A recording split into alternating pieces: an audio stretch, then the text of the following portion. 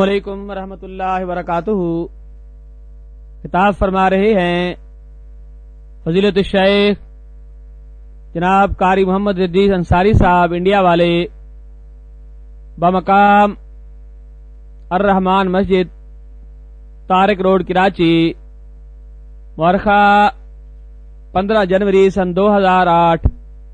موضوع ہے قیامت اور سائنس۔ یاد رکھیے، اسلامی کیسٹوں کا مرکز سلفی کیسٹ سینٹر، منظور کالونی، گجر چوک، کراچی۔ ولكن عذاب الله لشديد۔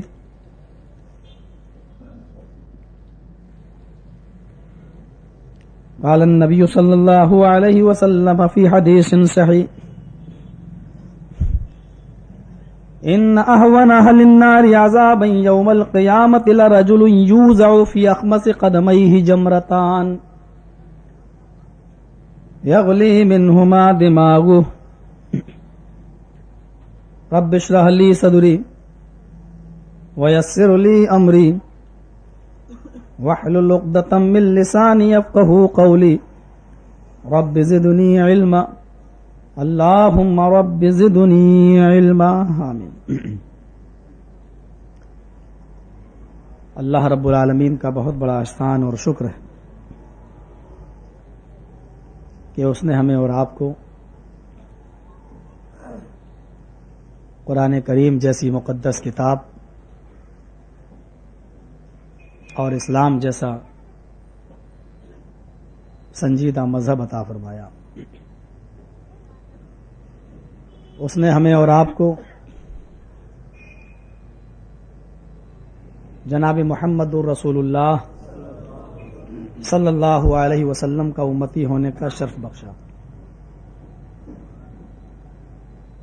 ہمارا اسی اللہ کی ذات پر ایمان ہے، اور ایک مومن کے لیے ضروری ہے کہ وہ ان چیزوں پر ایمان لائے جن چیزوں پر اس کو ایمان لانے کا حکم دیا ہے۔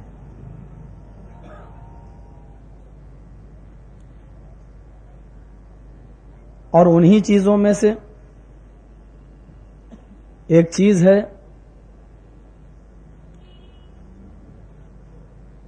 وقوع قیامت، قیامت کا دن۔ حدیث لمبی ہے اور دل چاہتا ہے کہ پہلے اس پوری حدیث کو آپ کے سامنے رکھ دیا جائے، اور پھر اس میں سے وہ چیز اور وہ ٹکڑا میں اٹھاؤں جس سے آج مجھے، جس موضوع پر آج مجھے آپ کے سامنے خطاب کرنا ہے۔ وعن عمر بن الخطاب رضی اللہ تعالی عنہ قال: بینما نحن عند رسول اللہ صلی اللہ علیہ وسلم ذات یوم اطلع علینا رجل شدید بیاض الثیاب وشدید سواد الشعر لا یرى علیہ اثر السفر ولا يعرف منا احد حتى جلس الى النبي صلی اللہ علیہ وسلم فاسند ركبتيه الى ركبتيه ووضع كفيه على فخذيه وقال يا محمد أخبرني عن الإسلام. قال: الإسلام أن تشهد أن لا إله إلا الله وأن محمد رسول الله وتقيم الصلاة وتؤتي الزكاة وتصوم رمضان وتحج البيت إن استطعت إليه سبيلا. قال: صدقت. فعجبنا له يسأله ويصدقه. قال: أخبرني عن الإيمان. قال: الإيمان أن تؤمن بالله وملائكته وكتبه ورسله واليوم الآخر وتؤمن بالقدر خيره وشره من الله تعالى. قال: صدقت. أخبرني عن الإحسان. قال: تعبد الله كأنك تراه فإن لم تكن تراه فإنه يراك. قال: أخبرني عن الساعة. قال: ما المسؤول عنها بأعلم من السائل. قال: أخبرني عن أماراتها. قال: أن تلد الأمة ربتها وأن ترى الحفاة العراة العالة رياء الشاة يتطاولون في البنيان۔ حدیث ابھی بھی پوری نہیں ہوئی ہے، لیکن مجھے جس چیز سے آج کے اس دن اور آج کے اس خطاب میں مجھے جو مقصد تھا میرا، وہ ٹکڑا اس حدیث کے اندر آ چکا ہے. میں چاہتا ہوں کہ پوری حدیث کا ایک ہلکا سا مفہوم آپ کے سامنے رکھوں. حضرت جبرائیل علیہ الصلوۃ والسلام انسانی شکل میں آئے اور انہوں نے اللہ کے رسول سے چند سوالات کیے. ان سوالات میں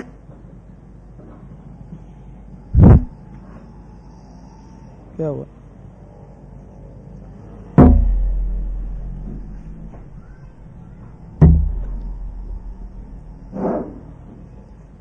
ان سوالات میں پہلا آواز ہی نہیں آ رہی ہے. انسانی شکل میں آ کر کیے تھے اور صحابہ کرام کو یہ نہیں معلوم کہ یہ شخص جو آیا ہے وہ کون ہے.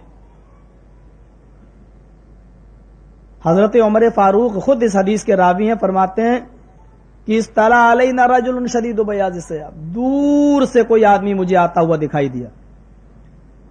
رجل ایک انسان تھا، ایک آدمی، شدید بیاض الثیاب، کپڑے بہت زیادہ سفید پہنے ہوئے تھا، وہ شدید سواد الشعر، اور بال اس کے بہت زیادہ کالے تھے. لا یرا علیہ اثر السفر، سفر کا کوئی نشان اس کے اوپر نہیں دکھائی دے رہا تھا. یعنی دور سے تو آیا تھا لیکن آنے والا مسافر کی جو کنڈیشن ہونی چاہیے تھی وہ اس کے اوپر نہیں تھی. ولا یعرف منا احد، اور ہمارے علاقے کا بھی نہیں تھا. اگر علاقے کا ہوتا تو کوئی پہچانتا اسے، ہم میں سے کوئی پہچاننے والا بھی نہیں تھا یہ کہاں کا ہے. حتی جلس الی النبی صلی اللہ علیہ وسلم، آیا اور نبی اکرم کے پاس بیٹھ گئے، اور بیٹھنے کا طریقہ بھی اس کا بڑا عجیب تھا. فاسند رکبتیہ الی رکبتیہ، نبی کے گھٹنوں سے اپنے گھٹنے ملا لیے، جوڑ لیے. ووضع کفیہ علی فخذیہ، اور اپنے دونوں ہاتھوں کو اللہ کے نبی کی دونوں ران پر رکھ لیا. وقال یا محمد، اور اس کے بعد میں کہا آئے محمد اخبرنی عن الاسلام. اس نے یا رسول اللہ نہیں کہا، اور اس نے صلی اللہ علیہ وسلم بھی نہیں کہا. اس نے آتے ہی نام لیا، کہا اخبرنی یا محمد اخبرنی عن الاسلام. آئے محمد صلی اللہ علیہ وسلم مجھے اسلام کے بارے میں بتائیے کہ اسلام کسے کہتے ہیں. آئے محمد اسلام کیا ہے؟ تو اللہ کے نبی اسلام کے بارے میں بتا رہے ہیں کہ ان تشهد ان لا الہ الا اللہ وان محمد رسول اللہ وتقیم الصلاۃ وتؤتی الزکاۃ وتصوم رمضان وتحج البیت. اسلام کی جو 5 بنیادیں ہیں وہ آپ نے بتا دیں. اس نے کہا صدقتا، بالکل سچ کہا آپ نے. حضرت عمر کہتے ہیں فعجبنا لہ، ہم کو بڑا تعجب ہوا، ہم کو بڑا تعجب ہوا. یہ سوال بھی کر رہا ہے، یسألہ ویصدق، سوال بھی کر رہا ہے اور تصدیق بھی کر رہا ہے، پوچھتا بھی ہے کہ اسلام کسے کہتے ہیں. اور جب اللہ کے نبی نے بتایا یہ اسلام ہے، فعجبنا لہ یسألہ ویصدق، سوال کرنے کے بعد کہا آپ نے بالکل سچ کہا، یعنی وہ تصدیق بھی کر رہا. فعجبنا لہ یسألہ ویصدق، بڑا تعجب ہوا، سوال بھی کر رہا اور کہہ رہا آپ نے بالکل سچ کہا. اس کا مطلب اس کو معلوم تھا پہلے سے. قال اخبرنی عن الایمان، کہا وہ تو ٹھیک ہے، اب ایمان بتاؤ کہ ایمان کسے کہتے ہیں. تو اللہ کے نبی فرماتے ہیں الایمان ان تؤمن باللہ وملائکتہ وکتبہ ورسلہ والیوم الآخر وتؤمن بالقدر خیرہ وشرہ من اللہ تعالی. ایمان یہ ہے کہ تم اللہ پر ایمان لاؤ، وملائکتہ اس کے فرشتوں پر ایمان لاؤ، اللہ کو دیکھا نہیں پھر بھی مانو، فرشتوں کو دیکھا نہیں پھر بھی مانو، وکتبہ اور اس کی ساری کتابیں جو اس نے نازل کی، کتب سماوی، تورات، زبور، انجیل، قرآن، اور اس سے پہلے صحف ابراہیم، صحف موسیٰ اور دوسرے انبیاء کرام پر جو صحیفے نازل ہوئے ان سب پر ایمان لاؤ. ٹھیک. وَرُسُلِهِ، اور جتنے رسول بھیجے اس نے ان تمام رسولوں کی رسالت پر یہ کہہ کر ایمان لاؤ کہ اللہ نے بھیجے تھے اور انہوں نے اللہ کا کام پورا کر دیا.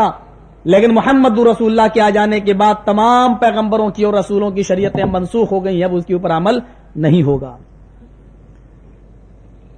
وَكُتُبِهِ وَرُسُلِهِ وَالْيَوْمِ الْآخِرِ، اور قیامت کے دن کے بارے میں بتائیے کہ قیامت اور قیامت پر ایمان لاؤ. ایک دن یہ انسانوں کا سلسلہ اور یہ روزمرہ کے کاروبار کا سلسلہ ختم ہو جائے گا. قیامت عربی زبان میں قامہ یقوم، قیام اور قیامہ کا معنی ہوتا ہے رک جانا، ٹھہر جانا یا کھڑے ہونا. آدمی اپنی جگہ پر ٹھہر جائے تو اس کو کہتے ہیں قیام. اگر وہ چل رہا ہے تو وہ قیام نہیں ہے. جیسے نماز کی حالت میں اللہ اکبر ہم نے نیت باندھی تو ہم اپنی جگہ پر ٹھہر گئے ہیں، یہ ہے قیام، اور اسی سے مشتق قیامت، چونکہ وہ دن اپنی جگہ پہ ٹھہر جائے گا، سورج اپنی جگہ پر رک جائے گا، اور وہ دن 50,000 سال کا دن ہوگا، اس لیے اس دن کو کہا جاتا ہے یوم الاخر، آخری دن، یا یوم القیامہ، دنوں کا ٹھہر جانے والا دن، اور اسی کو بائبل میں ڈے آف ججمنٹ، فیصلے کا دن، اور اسی کو ہمارے ہندو دھرم کی کتابوں میں پرلے اور مہا پرلے، یعنی انصاف کرنے کا دن، اس نام سے یاد کیا جاتا ہے۔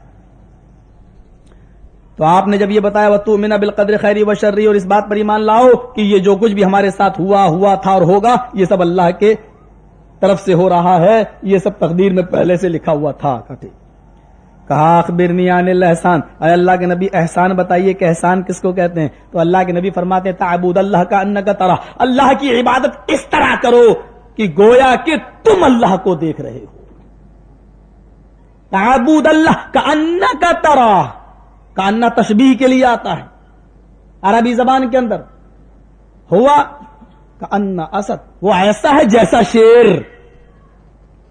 یعنی بہادری میں، ورنہ انسان سے افضل کوئی مخلوق نہیں ہے۔ اب لوگ کہتے ہیں اس کو دیکھو وہ تو شیر جیسا ہے، ورنہ انسان سے افضل تو کوئی مخلوق ہی نہیں ہے، اس کو شیر سے تشبیہ دینا بھی اس کی حماقت و بیوقوفی نہیں، اس کی بہادری میں، شیر چونکہ بہادر جانور ہوتا ہے اس لیے انسان کی بہادری کی تشبیہ اس سے بھی آ رہی ہے کہ شیر جیسا ہے۔ جیسے وہ کسی کا واقعہ آپ نے سنا ہوگا، اس نے اپنی بیوی سے کہا تھا کہ اگر تو چاند سے زیادہ خوبصورت نہیں تو تجھ پر 3 طلاق، اور سارے مولویوں نے فتویٰ دے دیا تھا کہ نہ نہ نہ طلاق ہو گئی۔ ایک دو ہوتے ہیں قرآن و حدیث والے بھی جو اندھے مقلد نہیں ہوتے اور اندھی تقلید نہیں کرتے ہیں کسی کی، انہوں نے کہا نا طلاق نہیں ہوئی۔ کہا یہ کیسے کہہ رہے ہو، چاند اتنا چمکتا اور تو کہہ رہا ہے یہ اس کی بیوی چاند سے زیادہ خوبصورت نہیں، طلاق واقع ہو گئی؟ کہا بالکل نہیں ہوئی طلاق۔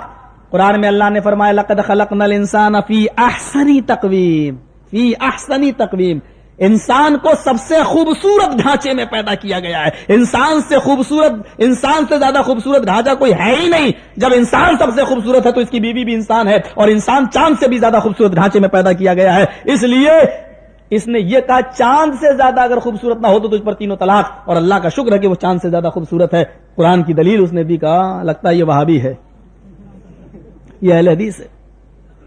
دلائل ہوتے ہیں اپنی جگہ پر، کبھی کبھی یہ دوسرے لوگوں سے بھی امیدیں لگائی جا سکتی ہیں۔ جیسے امام ابو حنیفہ کے زمانے میں کسی نے کہہ دیا تھا اپنی عورت سے، بیوی سے، اگر تو نے ہانڈی چاٹی تو تجھ پر 3 طلاق۔ وہ ہانڈی چاٹنے کی بڑی شوقین تھی، نکالتی چاٹ لیتی تھی، عادت سے مجبور تھی وہ، اور اس نے کہا اگر آئندہ تو نے ہانڈی چاٹی تو تجھ پر 3 طلاق۔ کہتے ہیں کہ عادت جلدی نہیں بدلتی۔ اب اتنا قریب کر دیا، میں آگے جاؤں گا بھائی، ابھی تو اصل میں یہ والے مائک اب نہیں لگنا چاہیے، بس کالر والے مائک ٹھیک رہتے ہیں۔ اب اس میں ہاتھ بات، ہم لوگ انڈیا میں تو یہ سب چھوڑ دیے۔ تو اس نے کہا اگر تو نے ہانڈی چاٹی تو تجھ پر 3 طلاق۔ اب وہ عادت سے مجبور تھی۔ اللہ کے رسول نے بھی فرمایا کہ اگر کوئی آدمی یہ کہے کہ کنورٹ ہو گیا، بدل گیا، ایمان پہاڑ اپنی جگہ سے سرک گیا، تو تم اس بات کا یقین کر لینا، لیکن اگر کوئی شخص تم سے یہ کہے کہ فلاں آدمی کی عادت بدل گئی تو یقین مت کرنا، کیونکہ عادتیں اتنی جلدی نہیں بدلتی ہیں۔ حدیث ہے مسلم کی، وہ مجبور تھی عادت سے اور اس نے ہانڈی چاٹ لی۔ سارے مفتیوں نے فتویٰ دے دیا اب تو یہ طلاق ہو گئی۔ وہاں تو رجوع کا کوئی مسئلہ ہی نہیں، حلالے کا مسئلہ تو ہے لیکن رجوع کا مسئلہ نہیں ہے کہ تینوں ایک پڑی پڑ گئی طلاق۔ مسئلہ دھیرے دھیرے ابو حنیفہ رحمۃ اللہ علیہ کے پاس آیا، کہا کہ نہیں طلاق نہیں پڑی۔ کیسے؟ کہا کہ بتاؤ تم نے اپنی بیوی سے کیا کہا تھا؟ کہا میں نے اپنی بیوی سے کہا اگر تو نے ہانڈی چاٹی آئندہ تو تجھ پر 3 طلاق۔ بیوی سے پوچھا تو نے چاٹی؟ کہ ہاں۔ کہا کیسے چاٹی؟ کہا ہانڈی سے سالن نکالا اور میں نے چاٹ لیا۔ کہا کہ اس پہ طلاق واقع ہو ہی نہیں سکتی کیونکہ اس نے ہانڈی اٹھا کے کہاں چاٹی، اس نے تو انگلی چاٹی ہے، اور تو نے طلاق یہ کہا تھا کہ اگر تو نے ہانڈی چاٹی آئندہ تو تجھ پر 3 طلاق۔ اس نے ہانڈی کہاں چاٹی، اس نے تو انگلی چاٹی، بچ گئی۔ اللہ تعالیٰ جب جس سے کوئی کام لے لے، ورنہ آج کل کے لوگ ایسے ہیں، ہمارے بنگال میں آئیے، خواب میں کہہ دیے बड़बड़ा दिया, अपनी बीवी के बगल में सो रहा था, कह दिया तलाक तलाक तलाक। पता नहीं क्या देखा ख्वाब में, वो कह दिया तलाक तलाक तलाक। बीवी बोली ये क्या कर रहे हो? कहा क्या हुआ? कहा क्या तलाक तलाक तलाक चिल्ला रहे? कहा मुझे नहीं मालूम, शौहर को मालूम नहीं है, ख्वाब में कह गया। सुबह हो गई, ये बात धीरे धीरे कठमुल्ला तक पहुंच गई मस्जिद के। कठमुल्ला ने कहा बीवी से उसकी, तुमने सुने? कहा हाँ। कहा हो गई तलाक। शौहर कह रहा मुझे मालूम नहीं। पूछा गया शौहर से तलाक भाई तूने कहा? बोला मुझे नहीं मालूम है, ख्वाब में मैंने क्या कहा? मैंने कुछ मुझे नहीं मालूम है। ये कह रही हो सकता है इसने सुना, मैंने जो कहा वो मुझे नहीं मालूम। तो कहा कि तुझे मालूम हो या ना, बीवी ने सुना, हो गई तलाक। जुदा करा ही दिया। और दूसरे मर्द का चेहरा दिखवा, जब तक उस कठमुल्ला ने दिखवा नहीं दिया, वो औरत अपने शौहर के लिए हलाल नहीं हुई। ये हालात हैं, तसव्वुर कीजिए। तुमसे अच्छे तो वो तुम्हारे बुजुर्ग थे जो कम से कम रास्ता तो ढूंढा करते थे कि अपने शौहर को छोड़कर दूसरे के पास न जाए। ताबूद अल्लाह कान्ना का तरह, तशबीह दी जा रही है कान्ना पर। तुम अल्लाह की इबादत इस तरह करो गोया कि तुम अल्लाह को देख रहे हो। फ़इल्लम तकुन तरा फ़इन्नहु यराक। अगर तुम्हारे तसव्वुर करने के बाद ये तसव्वुर ना आए तुम्हें, यानी अल्लाह को कौन देख सकता है, अगर ये तसव्वुर ना आए फ़इन्नहु यराक, तो ये तसव्वुर कर लो कि वो मुझे जरूर देख रहा है। ये है एहसान। हाँ सही कहा आपने। अखबिरनी यानी कयामत के बारे में बताइए। अल्लाह के रसूल कयामत क्या है, कयामत कब आएगी, कयामत के बारे में बताइए। तो अल्लाह के नबी यहां पर कितना साफ जवाब दे रहे हैं। थप्पड़ है आज का वो अकीदा रखने वाले जो अल्लाह के रसूल सल्लल्लाहु अलैहि वसल्लम के इल्म को, अल्लाह के इल्म को और नबी के इल्म को बराबर करार देते हैं। सारी चीजों के सवाल के जवाब आप दे रहे हैं। जब उसने पूछा अखबिरनी यानी कयामत के बारे में आप मुझे बताइए, तो अल्लाह के नबी क्या फरमाते हैं? मल मसऊल अनहा बिअअलम मिन अस्साइल। मसऊल जिससे सवाल किया जा रहा है वो साइल से ज्यादा नहीं जानता। आप समझ गए ये जिब्राइल है। आपने कहा मैं साइल से ज्यादा नहीं जानता, मसूल जिससे पूछा जा रहा है, सवाल करने वाले से ज्यादा नहीं जानता। अय जिब्राइल तुझे तो अल्लाह ने बता दिया है और वो तू मुझे बताने आया है, तो जब तक तू मुझे बता नहीं देगा मुझे इल्म नहीं होगा। तो मैं साइल से ज्यादा नहीं जानता, सवाल करने वाले से ज्यादा मैं नहीं जानता। कहा अखबिरनी अन अमारातिहा। अल्लाह के रसूल अगर आप कयामत के बारे में नहीं बता सकते हैं तो कम से कम उसकी निशानियों के बारे में बता दीजिए कि निशानियां क्या है। फरमाया अंतलिद अलामतु रब्बतहा व अंतरल हुफातल औरातल आला रियाशायत तावलून फिल बुनियान। ये कयामत की निशानियां होंगी कि अंतलिद अलामतु रब्बतहा, कि तुम देखोगे कि बांदियों के पेट से मालिकन जन्म लेंगी। हाँ इसका तर्जमा मैं ये कर दूं, लड़कियों के पेट से माएं पैदा होंगी। अंतलिद अलामतु रब्बतहा, अमतुन मानी बांदी, रब मानी परवरिश करने वाली, रब्बतुन पालने वाली, यानी मालिक आका, लेडी आका। बांदियां अपने पेट से अपने आकाओं को जन्म देंगी, अपनी मालिकनों को जन्म देंगी, यानी लड़कियां अपने पेट से अपनी माओं को पैदा करेंगी।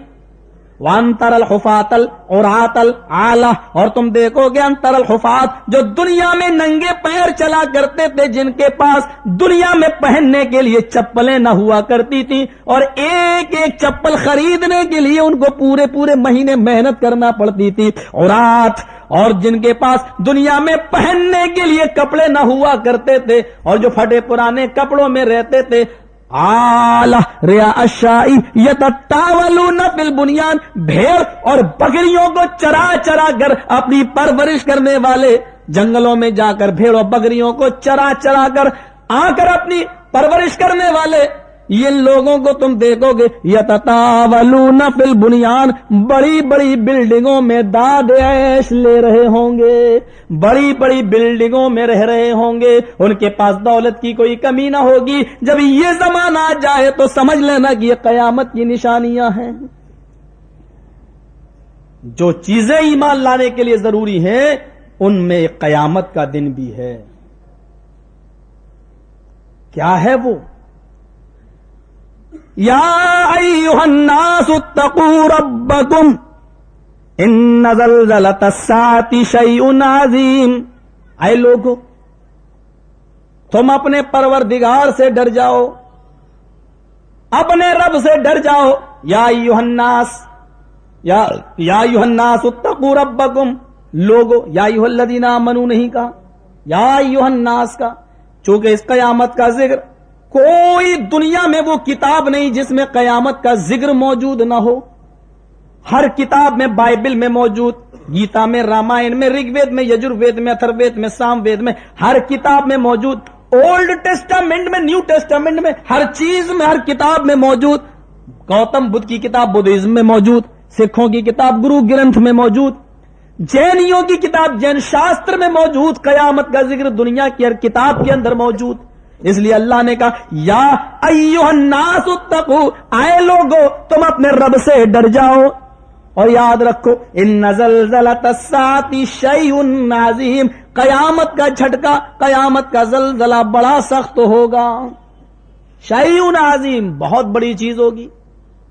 ये गुजरात का जलजला ना होगा कि हजारों घरों को बेघर कर दे। ये जलजला जब आएगा तो इज़ा ज़ुलज़िलतिल अर्ज़ु ज़िलज़ालहा, ऐसा आएगा कि ये जमीन पूरी दुनिया में झंझोड़ दी जाएगी। व अख़रजतिल अर्ज़ु अस्क़ालहा, और जमीन अपने अंदर के सारे सामान, सारे बोझ को बाहर निकाल के फेंक देगी।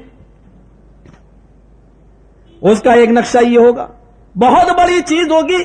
यौम तरौनहा तज़हलु कुल्लु मुर्ज़िअतिन अम्मा अर्ज़अत, आए नबी उस दिन आप देखोगे कि हर दूध पिलाने वाली औरत अपने दूध पीते बच्चे को छोड़ देगी। यौम तरौनहा तज़हलु कुल्लु मुर्ज़िअतिन, हर दूध पिलाने वाला जानवर हो चाहे औरत, कुल, और कुल का लफ्ज आम उमूम पर दलालत करता है।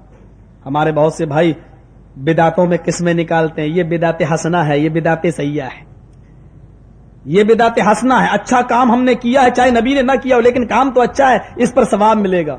अल्लाह के रसूल सल्लल्लाहु अलैहि वसल्लम की फरासत ईमानी इस बात को जानती थी, इसलिए आप हर खुतबे में कहते थे कुल्लु बिदातिन जलाला, हर बिदात गुमराही। हसना और सैया को खत्म कर दिया, चाहे हसना कहो चाहे सैया कहो, कुल्लु बिदातिन जलाला।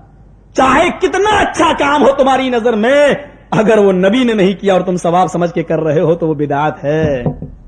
क्योंकि अल-यौम अकमलतु लकुम, दीन नबी पर मुकम्मल हो चुका है, तुम उसको कंप्लीट नहीं, इनकम्प्लीट समझ रहे हो, इसलिए तुम उसको अच्छा समझ के कर रहे हो काम। दीन सारी दुनिया के उलमा, पीर, वली, बुजुर्ग मिल जाएं और वो कोई बात कह दें और उसको पास कर लें और वो शरीयत मोहम्मदिया में मौजूद नहीं है, तो माफ कीजिएगा, सारी दुनिया के वलियों पीरों की बात मिलकर भी दीन इस्लाम का एक हिस्सा नहीं बन सकती है। यौम तरौनहा तज़हलु कुल्लु मुर्ज़िअतिन, हर दूध पिलाने वाली औरत अपने दूध पीते बच्चे को छोड़ देगी, जानवर अपने दूध पीते बच्चे को छोड़ देगा। व तज़अु कुल्लु ज़ाति हम्लिन हम्लहा, और तुम देखोगे हर हामिला औरत और हर हामिला जानवर मारे खौफ और दहशत के अपना हमल गिरा देगा, हमल गिर जाएंगे। व तरन्नास सुकारा, और लोग तुम्हें नशे में दिखाई देंगे, हालांकि उन्होंने नशा नहीं किया होगा, शराब नहीं पिया होगा, शराब उन्होंने नहीं पी होगी, बल्कि वो तुम्हें नशे में दिखाई देंगे। आप आज से 15 साल पहले इंडिया के मध्य प्रदेश सूबे के जिले भोपाल पर आप नजर डालिए। भोपाल 15 साल पहले वहां गैस फटी थी, और जो गैस कांड हुआ था भोपाल की सरजमीन पर, उसमें जो लोग लिहाफ या चादर से मुंह ढककर सो रहे थे, बस वही बच पाए। अगर मां ने बच्चे को उड़ा दिया तो बच्चा बच गया, मां मर गई। इस्लामी कैसेट का मरकज सलफी कैसेट सेंटर, मंजूर कॉलोनी, गुज्जर चौक, कराची। भाग रहे थे लोग, वो 15 साल पुराना नक्शा, मैं अभी 3-4 साल 5 साल पहले तकरीबन मेरा वहां प्रोग्राम था, वहां के नौजवानों ने मुझे वो इलाका दिखलाया जहां गैस फटी थी। उन लोगों को से मुझे मिलवाया जो में मुब्तला हुए थे। उन लोगों से जब मैंने बातचीत की तो कोई कह रहा मेरा बेटा चला गया, कोई कह रहा मेरी मां चली गई। आज भी गवर्नमेंट की तरफ से उन जो मुब्तला हुए थे उन लोगों को आज भी गवर्नमेंट की तरफ से माहाना वजीफा दिया जा रहा है, आज तक उनको मिल रहा है। ये छोटी सी गैस का हाल था कि दूध पिलाने वाली औरत अपनी जान बचाने के लिए अपने दूध पीते बच्चे को छोड़कर भाग रही थी भोपाल से। मां अपने बेटे को छोड़कर بھاگ رہی تھی اور بیٹا اپنے باپ کو اور ماں کو چھوڑ کے بھاگ رہا تھا. نفسا نفسی کا عالم تھا چھوٹے سے گیس کانڈ میں. اور وہ جب اسرافیل علیہ السلام سور پھونکیں گے اس گیس کا عالم کیا ہوگا؟ یوم یفر المرء من اخیہ وامہ وابیہ وصاحبتہ وبنیہ لکل امرئ منہم یومئذ شأن یغنیہ. یہ قیامت صغریٰ کا حال پوری دنیا میں ٹی ویوں پر دکھایا گیا. لوگ پریشان ہیں کہ اتنی سی بات پر ماں اپنے بچے کو بھول گئی، بچہ اپنے باپ کو، بیوی اپنے شوہر کو، شوہر اپنی بیوی کو بھول گیا. تو اس قیامت کا حال کیا ہوگا؟ اس نے تو نقشہ ہی کھینچ دیا. یوم یفر المرء من اخیہ، انسان اپنے بھائی کو چھوڑ کر بھاگے گا. وَأُمِّهِ وَأَبِيهِ، اپنی ماں کو چھوڑ کر بھاگے گا. وَأَبِيهِ، اپنے باپ کو دے کر بھاگے گا. وَصَاحِبَتِهِ، اور اپنی بیوی سے بھاگے گا. وَبَنِيهِ، اور اپنے بیٹوں سے بھاگے گا. ہر ایک کے اوپر ایک الگ معاملہ ہوگا، الگ ہی اس کے اوپر آفت ہوگی. کچھ لوگ ٹخنے کے برابر، کچھ گھٹنوں کے برابر، کچھ کمر کے برابر، کچھ کاندھے کے برابر پسینے میں ڈوبے ہوں گے اور کچھ اسی میں غوطہ لگا رہے ہوں گے. اور کچھ ایسے بھی ہوں گے جو چیخ چیخ کر کہیں گے اللہ میدان محشر کی تکلیف مجھ سے برداشت نہیں ہو رہی ہے، اس سے تو بہتر اور اچھا ہی ہے کہ تم مجھے جہنم کے اندر ڈال دے. حالانکہ ابھی اس جہنم کا انہوں نے معائنہ نہ کیا ہوگا، لیکن جہنم میں جانے کی خواہش کریں گے اس لیے کہ میدان محشر کی تکلیف ان کو برداشت نہیں ہوگی. عجیب کیفیت ہوگی، عجیب حالات ہوں گے.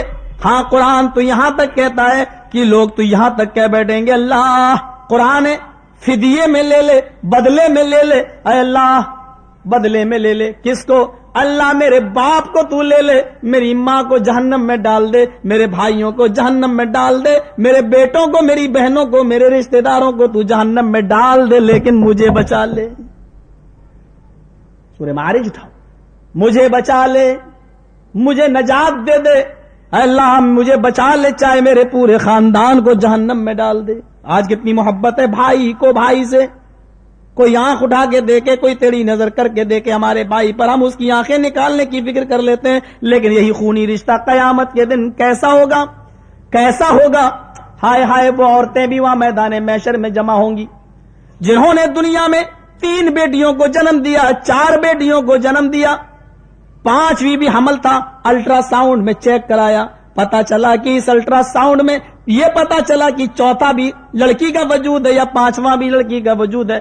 ڈاکٹر صاحب میں اتنا جہیز نہیں دے سکوں گی، میں غریب ہوں، لہذا یہ لڑکی اگر ہے تو اس کو گرا دو، صاف کر دو. اسقاط کرا دیا، لڑکی ہو یا لڑکا، ناجائز حمل ہو چاہے جائز حمل ہو، اس لیے کہ ناجائز حمل میں اس بچے کا کوئی قصور نہیں ہے.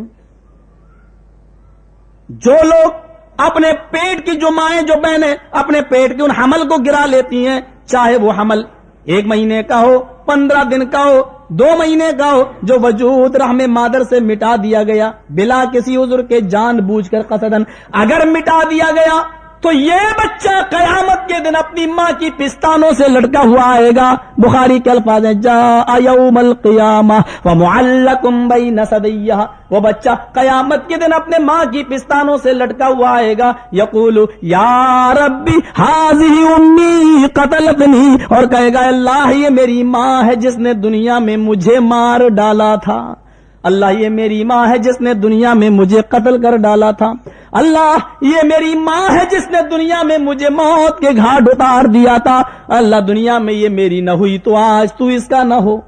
وہ بچہ اپنی ماں کے لیے جہنم میں لے جانے کا سبب بن جائے گا. یہ قیامت کا حال ہوگا کہ بچے اپنی ماں کے خلاف زبانیں کھولیں گے.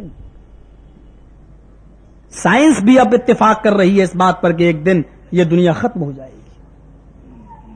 بہت سی چیزوں پر اعتراضات بھی ہوئے. آؤ ذرا نقشہ دیکھو. القاریہ تم القاریہ وما ادراک ما القاریہ،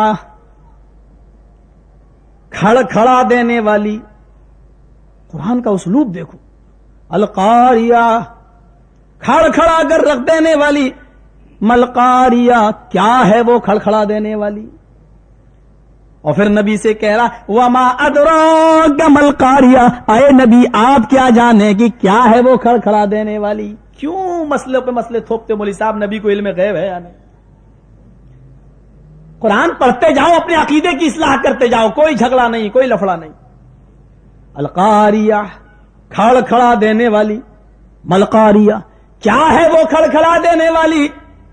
وما دراک ملقاریہ، اے نبی آپ کیا جانے کہ کیا ہے وہ کھڑ کھڑا دینے والی؟ جب تک میں نہ بتاؤں تب تک آپ کو بھی معلوم نہیں، اس لیے سنو میں ہی بتا دیتا ہوں کہ وہ کھڑ کھڑا دینے والی کیا. یوم یکون الناس کالفراش المبثوث، اس دن تم دیکھو گے کہ انسان تتلیوں پروانوں کی طرح اڑ رہے ہوں گے. تتلیوں پروانوں کی طرح انسان اڑے گا. مبثوث، انسان کا یہ حال ہوگا. کل فراش المبثوث، جیسے پتنگے پھر اڑتے رہتے ہیں ایسی انسان اڑے گا، پھرے گا. وَتَكُونُ الْجِبَالُ كَالْعِهْنِ الْمَنْفُوشِ، اور یہ بڑے بڑے پہاڑ جن کو بڑی بڑی آندھیاں آتی ہیں، جن کا بال بیکا نہیں کر پاتی ہیں، یہ بڑے بڑے پہاڑ جن کو تم زمین میں مضبوطی کے ساتھ ٹائٹ جمع ہوا دیکھتے ہو، یہ دھنی ہوئی روئی کی طرح اڑ رہے ہوں گے. کالعہن، روئی کو نہیں کہتے، دھنی ہوئی روئی. روئی تو پھر بھی ہلکی ہوتی ہے، بھاری ہوتی ہے. اس کو دھن دیا جائے لحاف میں بھرنے کے لیے، جب اس کو چھاڑ دیا جائے، دھن دیا جائے تو وہ اور ہلکی ہو جاتی ہے اس کا وزن. کہا وہ پہاڑ روئی نہیں، دھنی ہوئی روئی کی طرح اڑ رہے ہوں گے. وہ پہاڑ اتنے ہلکے ہو جائیں گے. یہ حالت ہوگی ان پہاڑوں کی. اور اگر اس کا نقشہ دیکھنا ہے، مجھے آپ کے علاقے میں نہیں معلوم، ہمیں انڈیا میں اڑیسہ کا علاقہ نظر آتا ہے. چلو دیکھو، بڑے بڑے لوہے کے پہاڑ ہیں، اور لوہا وہاں سے بم بلاسٹ کے ذریعے پہاڑوں کو کھاڑا جاتا، توڑا جاتا، اور مال گاڑی پر مال گاڑی اس پر لاد کر دوسرے شہروں میں بھیجا جاتا ہے. اڑیسہ کے پورام میں گئے تو لوگوں نے مجھے وہ فیکٹری دکھائی جہاں بڑے بڑے پہاڑ توڑے جا رہے ہیں. بم ان پہاڑوں کے نیچے رکھا جاتا ہے، اور اس کے بعد میں ریموٹ دباتے ہیں. پہاڑ بڑے بڑے ڈھیلوں کے شکل میں اور بڑی بڑی چٹانوں کی شکل میں، وہ لوہا نیچے گرتا ہے. پھر اس کے بعد میں اس لوہے کو ٹرک پہ لاد کے ایک مشین میں ڈالا جاتا ہے، جس سے وہ بالکل سرمے کی طرح پس جاتا ہے. جب بم بلاسٹوں سے لوہے کے پہاڑ اڑ رہے ہیں تو پھر اللہ رب العالمین جس نے یہ عقل دی ہے ان کو کہ کیسے لوہے کو اڑاؤ، ذرا غور کرو کہ وہ ذات پھر دھنی ہوئی روئی کی طرح ان پہاڑوں کو کیسے اڑانے پر قادر ہوگی. کالعہن المنفوش فأما من ثقلت موازینہ فهو فی عیشۃ راضیہ واما من خفت موازینہ فامہ حاویہ. نیکیاں تولی جائیں گی، برائیاں بھی تولی جائیں گی. نیکیوں کا پلڑا اگر جھک گیا تو خیر، نیکیوں کا پلڑا اٹھ گیا تو معاملہ ڈگما ڈول. یا اللہ، یہ نیکیاں تولی کیسے جائیں گی؟ دکھائی تو نہیں دیتی، تولی کیسے جائیں گی؟ سائنس کیا کہتی ہے آج کی؟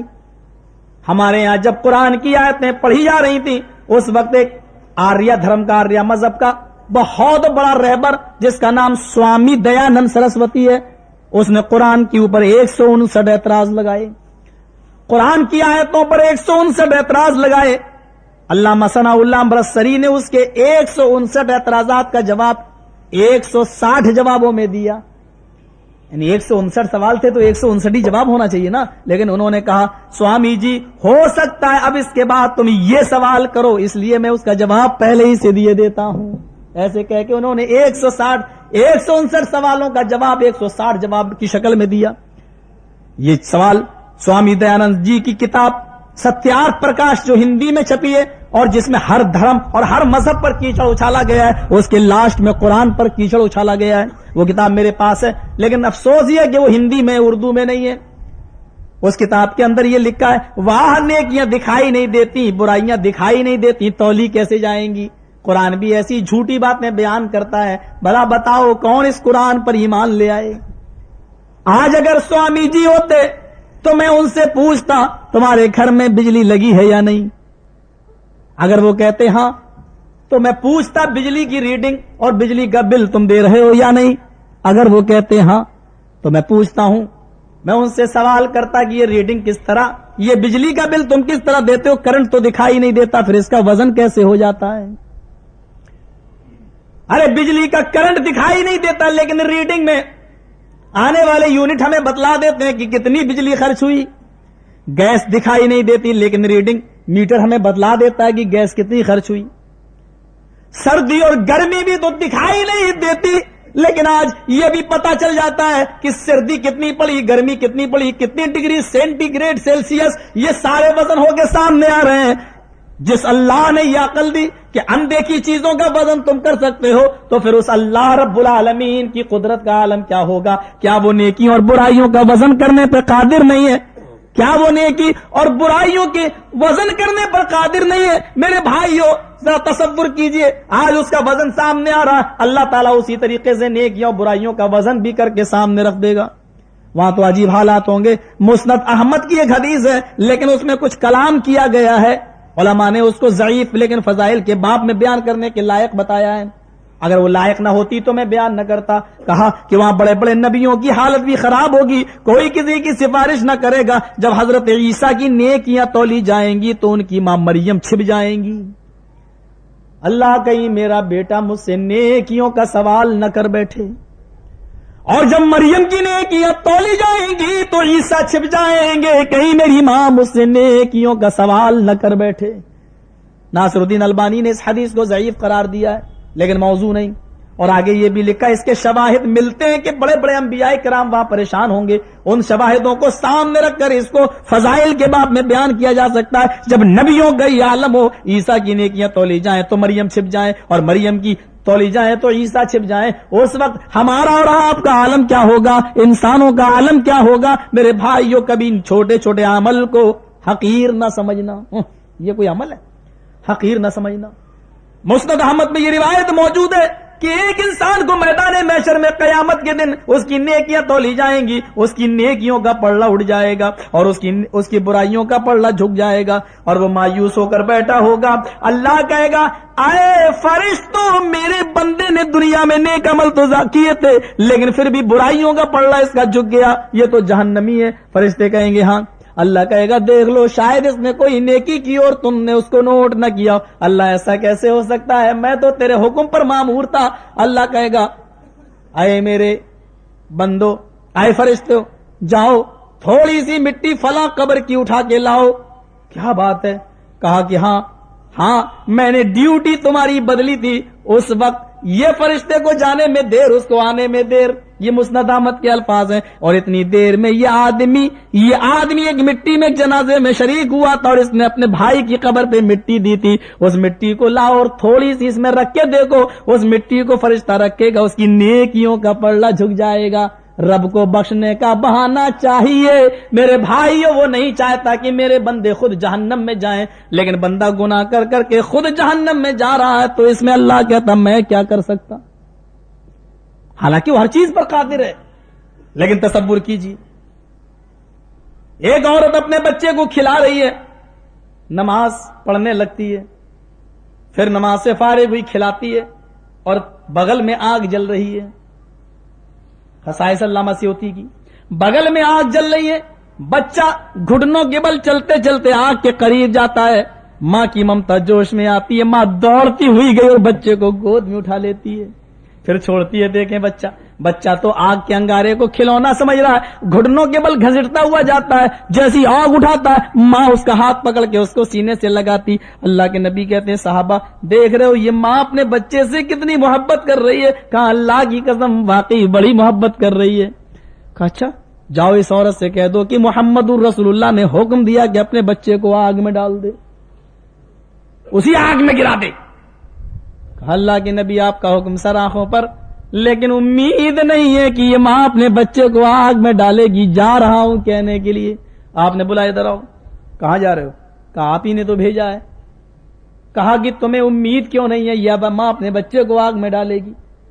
کہا اللہ کے رسول، جو بچہ آگ کے قریب جاتا ہے تو ماں کا دل بھلکنے لگتا ہے اور بھاگتی ہوئی جاتی ہے، اور آگ کی ایک چنگاری بھی اٹھانے نہیں دیتی۔ وہ ماں اپنے بچے کو آگ میں کیسے ڈال سکتی ہے؟ اس کی ممتا گوارا نہ کرے گی بچہ آگ میں چھوڑ دے۔ کہا اللہ کے نبی نے، او میرے ساتھیو، جتنی یہ ماں اپنے بچے سے محبت کر رہی ہے، اللہ کی قسم جب تم میں سے کوئی اپنے دامن کو پھیلا کر اپنے گناہوں کی معافی اللہ سے کرتا ہے تو اس ماں کی ممتا سے بھی 1000 گنا زیادہ اللہ اپنے بندے پر مہربان ہو جاتا ہے۔ کوئی مانگے تو صحیح، کوئی دوڑے تو صحیح اس کی محبت کی طرف اور اپنے گناہوں کی بخشش کے لیے اس طرف. ٹھاٹے مارتا ہوا سمندر ہے, موجیں ٹھاٹے مار رہی ہیں, لیکن اپنے بالٹیوں میں بھرنے والا چاہیے. ایک شخص بنی اسرائیل میں اونٹ پر سونا اور چاندی لادے ہوئے, حدیث کے الفاظ تو یہ کہ کثیر المال, بہت زیادہ مال لادے ہوئے تھا, سونا تھا, چاندی تھا, زیورات تھے, اور جنگل میں گیا, نیند کا غلبہ تھا, اس نے اپنے اونٹ کو ایک درخت سے باندھا اور اس کے بعد میں سو گیا. اچانک آنکھ کھلی, دیکھتا اونٹ غائب. اچانک آنکھ کھلی, دیکھتا ہے کہ اونٹ غائب. جنگل میں تلاش کرتا ہے, ادھر سے ادھر, ادھر سے ادھر, ادھر سے ادھر, لیفٹ لائی لیفٹ کر رہا, برابر دائیں بائیں جا رہا ہے, جھاڑیوں میں گھس رہا ہے, کانٹے بھی بھوک رہے ہیں, چبھ رہے ہیں, ساری چیزیں دیکھتا ہے, لیکن اونٹ اس کو کہیں نظر نہ آیا. پورا جنگل دیکھتا, پسینہ پسینہ ہوتا اور اسی درخت کے پاس آ جاتا جہاں اس نے اونٹ کو باندھا تھا, اور تھکا مارا ہے, ٹیک لگاتا ہے اس درخت سے کہ کیا ہوا میرا اونٹ, اس میں تو اتنا مال تھا, اتنا سونا, اتنا چاندی, تھکا ہوا تھا. جیسی ٹیک لگائی, نیند کا غلبہ ہوا اور تھوڑی دیر کے لیے اس کی آنکھ درخت کے اوپر ٹیک لگا کر اس کی آنکھ لگ جاتی ہے. اچانک آنکھ کھلتی ہے, کیا دیکھتا ہے کہ اونٹ اسی جگہ پر بیٹھا ہوا ہے جس جگہ سے بھاگا تھا, جس جگہ سے غائب تھا. اس اونٹ کو دیکھتا ہے کہ سونا بھی لدا, چاندی بھی لدی, زیورات بھی لدے, مال بھی لدے, ساری چیزوں کو دیکھ کر مارے خوشی میں, اور خوشی کے عالم میں اس کی زبان سے یہ غلط جملے نکل جاتے ہیں, اللہ واقعی تو میرا بندہ اور میں تیرا رب ہوں. اس کے منہ سے یہ جملے خوشی کے عالم میں نکل جاتے ہیں, اے اللہ واقعی تو میرا بندہ اور میں تیرا خدا ہوں. حالانکہ اس کو ہوش نہیں ہے کہ میں بول کیا رہا ہوں, اور اس کی طبیعت بھی نہیں ہے کہ وہ بولے, یہ جملے بولنے کا ارادہ بھی نہیں, لیکن خوشی, کبھی کبھی رنج انسان کو سارے اور غم انسان کی ساری خوشیاں بھلا دیتا ہے, کبھی کبھی خوشیاں بھی انسان کو اس لائق کر دیتی ہیں. اسی لیے تو خوشی اور غم یہ دونوں ہی انسان کی زندگی میں آنا ضروری ہے. جس کی زندگی میں خوشیاں ہی خوشیاں آئیں اور غم نہ آئے وہ مکمل انسان نہیں, اور جس کی زندگی میں غم ہی غم آئے اور خوشیاں نہ آئے وہ بھی انسان نہیں. اور اللہ کے رسول ان دونوں کا سنگم تھے. ایک دن تو ایسا ہوا کہ آپ کو ایک ہی دن خوشی بھی ملی اور اسی دن غم بھی ملا. جنگ بدر, پہلی اسلامی لڑائی, پہلی جنگ, اور اس میں صحابہ جشن منانا چاہتے ہیں کہ آج ہم جیت گئے ہیں, اللہ اکبر کے نعرے بلند ہو رہے ہیں اور صحابہ کو خوشی ہو رہی ہے. اللہ کے نبی بھی اپنے صحابہ کی خوشی میں شامل ہے. کتنے میں قاصد آتا ہے عثمان غنی کی خبر لے کر, آج عثمان کی بیوی آپ کی بیٹی حضرت رقیہ اس دنیا میں نہ رہی. اسی دن جس دن خوشی ہوئی, جنگ بدر کو فتح کیا, بدر کا مارکا, اور اسی دن یہ غمناک خبر بھی ملی کہ آپ کی بیٹی اس دنیا میں نہیں رہی, تاکہ دنیا جان لے کہ محمد رسول اللہ پر بھی غموں کے پہاڑ ٹوٹے ہیں. کوئی آدمی یہ نہ سوچے کہ ہمارے پیر ولی تو بہت بڑے ہیں, جب محمد الرسول اللہ پر غم کے پہاڑ ٹوٹے, کوئی یہ نہ سمجھ لے کہ یہ جنگ محمد کی وجہ سے جیتی گئی ہے. اگر محمد سب کچھ کرنے کے لائق ہے تو اپنی بیٹی کو زندہ کر کے تو دکھائیں. اور اللہ کے نبی اپنی بیٹی کو مٹی بھی دے رہے ہیں, دفن بھی کر رہے ہیں. ذرا معاملہ سوچو, آنکھوں کے آنسو بھی گر رہے ہیں. صحابہ نے پوچھا اللہ کے نبی آپ تو رونے سے منع کرتے, فرمایا یہ فرط غم کے آنسو ہیں, یہ نوحہ اور ماتم کے آنسو نہیں ہے, یہ فرط غم کے آنسو ہیں. اگر غم میں آنسو نکل جائے تو اس پہ پکڑ نہیں ہے اللہ کے یہاں. نوحہ کرنا, ہائے وائے, چیخنا اور چلانا اور کپڑے پھاڑنا اور غریبان چاک کرنا, جو آج کل ہو رہا ہے, اور یہ مہینہ بھی شاید بڑا عجیب ہے. انگریزوں کا پہلا مہینہ شروع ہو ہیپی نیو ایئر کے نام سے, جشن منائے جائیں آپ کے کلفٹن میں اور سمندر کے علاقے میں. ہمارے ہاں تو جو ہوتا ہے وہ تو چھوڑ دیجئے, وہاں تو جمہوری نظام ہے, وہاں تو سب کو اپنی بات کہنے کا حق ہے. وہاں تو لڑکے لڑکیاں ڈانس کلبوں میں جا کر ایک دوسرے کے ہاتھ پکڑتے ہیں اور 12 بجنے کا ویٹ کرتے ہیں, تب خوشیاں منائی جاتی ہیں. آپ پاکستان میں رہتے ہیں اور مسلمان ہیں, اسلام کے نام پر اور اللہ پاک کے نام پر جس ملک کا نام رکھا گیا ہو, میرے پیارے ساتھیوں, وہاں سمندروں میں ہیپی نیو ایئر منایا جائے اور چوپاٹیوں پر ہیپی نیو ایئر منایا جائے, لڑکے اور لڑکیاں گھر سے آوارہ بھیڑوں بکریوں کی طرح نکل جائیں. تصور کیجئے اس ملک کا پھر اللہ ہی محافظ ہے. ہمیں اقبال کا یہ شعر یاد آتا ہے, وطن کی حفاظت کرنا دا مصیبت آنے والی ہے, وطن کی حفاظت کرنا دا مصیبت آنے والی ہے, تیری بربادیوں کے مشورے ہو رہے ہیں آسمانوں میں. میرے بھائیوں، انگریزوں کا اور یہودی اور عیسائیوں کا پہلا مہینہ جنوری کا جب شروع ہو اور پہلی تاریخ جب شروع ہو تو ہیپی نیو ایئر، اور سارے لڑکے لڑکیاں آوارہ بھیڑوں بکریوں کی طرح خوشیاں منائیں، اور اسلام کا پہلا مہینہ محرم کی پہلی تاریخ شروع ہو تو ماتم سے ہو۔ میرے بھائیوں ذرا تصور تو کرو کہ آج مسلمانوں نے اس مہینے کو کیا بنا دیا۔ انشاءاللہ 10 محرم کو حنین میں اس موضوع پر ایک سیر حاصل بحث کروں گا، اور اسی موضوع پر اس دن انشاءاللہ خطاب کروں گا، آج میرا یہ موضوع نہیں۔ میرے بھائیوں ذرا تصور تو کیجئے، ہم آپ کو اس چیز کی طرف لانا چاہ رہے ہیں۔ اب دیکھیے کیا اعتراض تھا، یہ کوئی اعتراض ہے، یہ کوئی اعتراض ہے کہ کیسے نیکیاں تولی جائیں گی؟ قرآن کہہ رہا ہے تولیں گے جیسے تم یہ ساری چیزیں تول لیتے ہو، گرمی سردی، ان کا وزن یومئذ۔ پھر قرآن کہتا ہے، کیا کہہ رہا ہے؟ فَأَمَّا مَنْ خَفَّتْ مَوَازِينُهُ فَأُمُّهُ هَاوِيَةٌ، اور جس کی نیکی ہلکی ہو گئی وہ ہاویہ میں جائے گا۔ پھر اللہ کے نبی کو خطاب کیا جا رہا، وَمَا أَدْرَاكَ مَا هِيَ، آپ کیا جانے کہ وہ ہاویہ کیا ہے، آپ کو بھی نہیں معلوم۔ نار الحامیہ، بھڑکتی ہوئی، شعلہ مارتی ہوئی آگے۔ وہ سیکھ لے، نماز میں یہ دعا پڑھی جاتی ہے سلام پھرنے سے پہلے، اللہم انی ظلمت نفسی ظلما کثیرا، یہ بھی یہی، ظلمت نفسی ظلما، ظلمت ظلما، ضربت ضربا، لعبت لعبا، میں بہت کھیلا، اکلت عقلا، میں نے بہت کھایا، ظلمت نفسی ظلما کثیرا۔ ابو بکر یہ دعا کر رہے ہیں، اللہ میں نے اپنے آپ پر بہت ہی زیادہ ظلم کیا۔ نبی کا یار غار جب بہت زیادہ ظلم کر سکتا ہے تو ہمیں اور آپ کو کتنی توبہ کرنا چاہیے۔